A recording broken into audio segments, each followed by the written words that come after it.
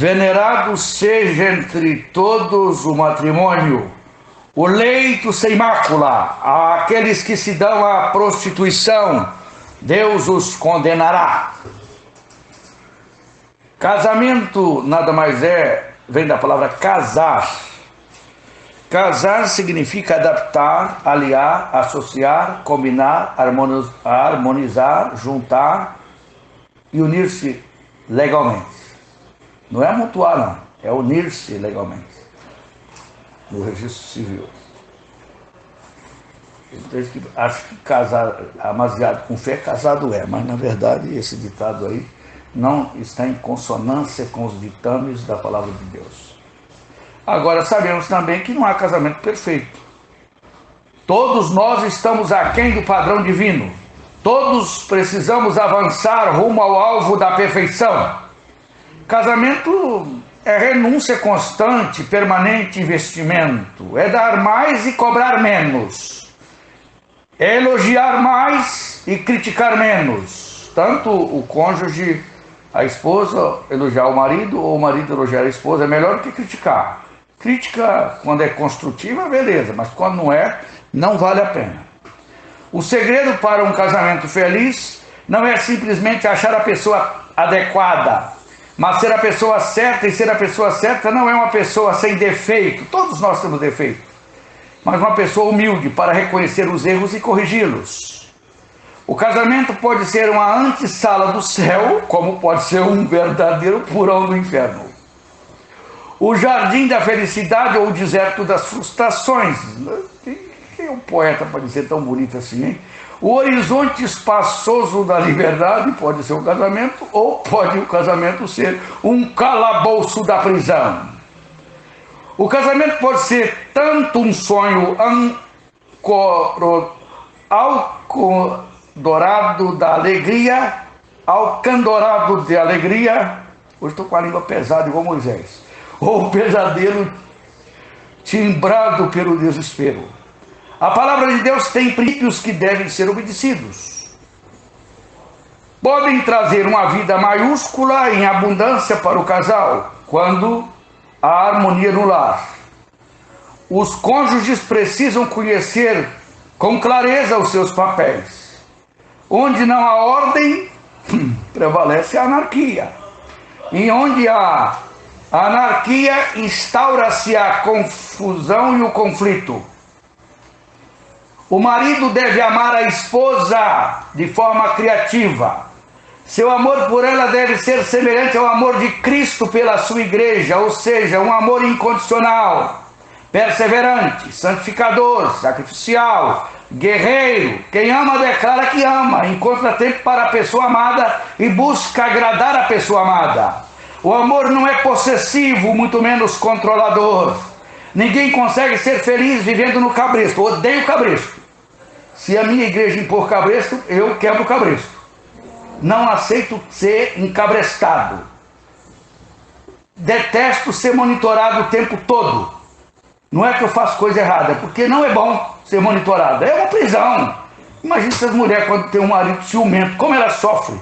É como colocar elas no pilorinho, só falta o azorrague para cortar as costas delas. O amor do marido não deve sufocar a esposa. A esposa precisa respirar. Tem que abaixar esse som aqui. A esposa precisa respirar, gente. Pô, larga esse negócio de ciúme de lado. Ciúme não presta. O marido deve buscar formas criativas para agradar a sua esposa. Um jantar, um presente, um passeio, um telefonema, um bilhete, um olhar cheio de ternura e não de ódios, de mágoa, como a maioria dos casais de hoje vivem de aparência na casa de oração, santinhos, santarrões, e em casas separados, um para um canto, outro para outro. Uma palavra de elogio deve haver de vez em quando, tanto para o esposo quanto para a esposa, um toque cheio de emoção. Isso tudo é importante, gente. Isso aí, faltou carinho, os homens, infelizmente, têm tornado áridos, secos, sem óleo. A maioria dos homens só querem sexo, enquanto as mulheres estão carentes de amor, de carinho, apreciação, valorização e atenção. As mulheres estão precisando não tanto mas de luxo, aliás, luxo nunca valeu a pena. A mulher não precisa tanto de conforto, de uma casa mais requintada. A mulher precisa de ser amada, de mais afeto. O marido deve viver para a esposa ao ponto de morrer por ela. Quero ver qual o marido aqui em São Francisco que dá a vida pela esposa. Eu estou pagando para ver. Mas a Bíblia ensina assim. O amor deve ser sacrificial, o amor agapau, o amor de Deus, o amor divino. E quem ama, entrega a vida pela pessoa amada. Deve satisfazê-la sexualmente, mantendo sempre a pureza no leito conjugal. Ser o cabeça da mulher não significa ser um marido mandão ou um controlador tirano. O casamento não pode ser uma prisão, onde a liberdade é saqueada. Jesus, como cabeça da igreja, serviu a igreja. No reino de Deus, os valores são invertidos. Como eu quero dizer? Alguém vai lá, o Diamar falou uma besteira, falei coisa nenhuma.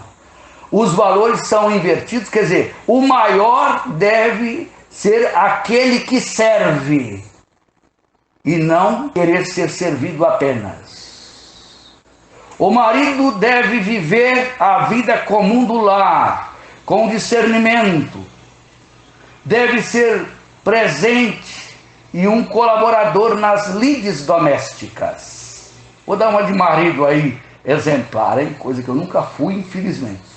O marido deve valorizar a esposa mais do que o trabalho e os amigos. Deve encorajá-la, cercá-la de cuidado e ternura, como o vaso mais frágil, inclusive. Deve cobri-la de carinho, compreendê-la, aceitá-la, ser um bálsamo do céu em sua vida. Deve reconhecer que a mesma é presente de Deus, expressão da benevolência do Senhor, que merece o melhor louvor do seu tempo e de seus investimentos. Nenhum sucesso profissional compensa o fracasso do casamento. Cabe ao marido a responsabilidade maior da criação dos filhos, na disciplina, não transformar a casa num giral de porrete, não é isso não. Disciplina é correção e admoestação do Senhor. O marido deve ser a liderança espiritual do seu lar.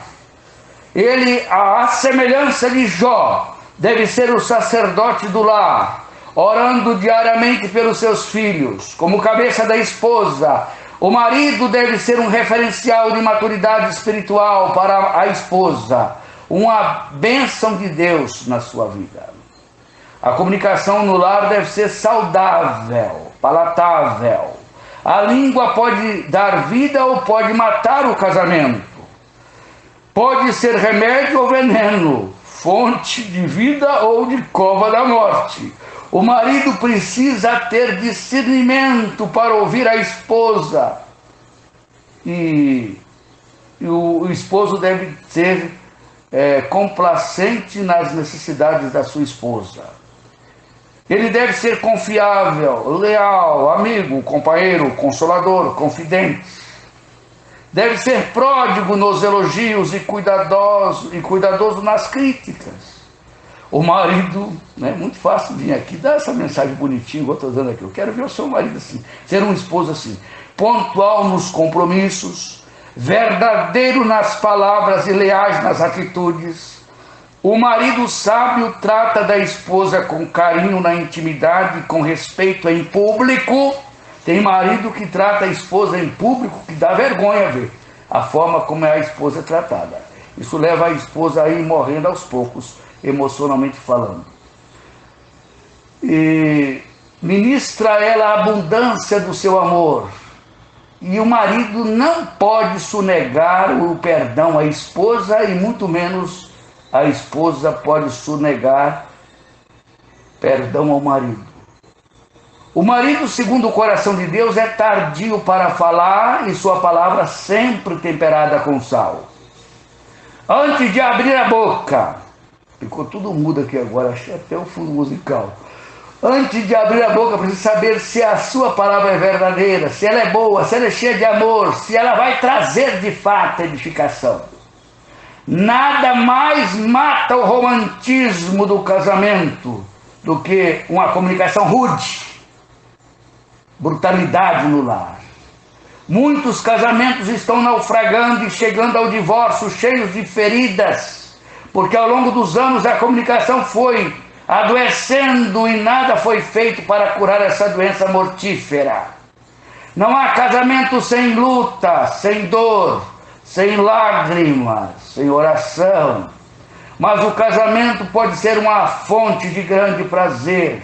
Pode, quem dera se fosse de fato muito fácil pregar esse sermão como eu estou pregando aqui. O casamento deveria ser um oásis refrescante no deserto da vida. Porque a palavra casamento quer dizer adaptação, aliás, é aliar, associar, combinar, harmonizar, juntar e unir-se legalmente. A mulher não é capacho do marido, ela não é serviçal nem empregada. Submissa não quer dizer ser passiva, apagada, sem direito, sem voz e sem vez em muitos lares. É o marido que fala mais alto. Ou tem casa que a mulher, é o contrário, a mulher é mandona. Ser submisso não é anular-se, renunciando aos sonhos, aos talentos e aos projetos do coração em função do marido. No plano divino, a mulher nunca foi inferior ao homem. Ela foi tirada da costela e não dos pés do homem para ser pisada pelo homem. Queriam os casais do Brasil todo e do mundo inteiro ouvindo essa mensagem. A mulher deve ser auxiliadora idônea, aquela que olha nos olhos. A mulher não é submissa ao marido. A mulher deve ser submissa ao marido, porque a igreja, ela deve ser submissa a Cristo. Ela é submissa ao marido por causa de sua submissão a Cristo. O senhorio de Cristo é o único singular. Submissão é ter uma missão, sob a missão do marido. A mulher sábia não procura mandar no marido, não usa artimanhas para controlá-lo, nem expedientes para manipulá-lo, chateá-lo, mas exerce sua função com discernimento, com alegria, com eficiência e gratidão. Submissão, gente, não é demérito ou desonra. A glória da igreja é ser submissa a Cristo. Expressão de Macintosh. Submissão não é ausência de liberdade. Quanto mais submissa a igreja é a Cristo, mais livre ela é. Quer dizer, mais feliz ela se sentirá. Um trem só é livre, sabe quando? Quando ele anda sobre os trilhos. Quando ele sai dos trilhos, ele não é livre mais. Você só é livre para dirigir o seu carro quando obedece às leis de trânsito. Assim, a liberdade da mulher está em sua submissão ao marido.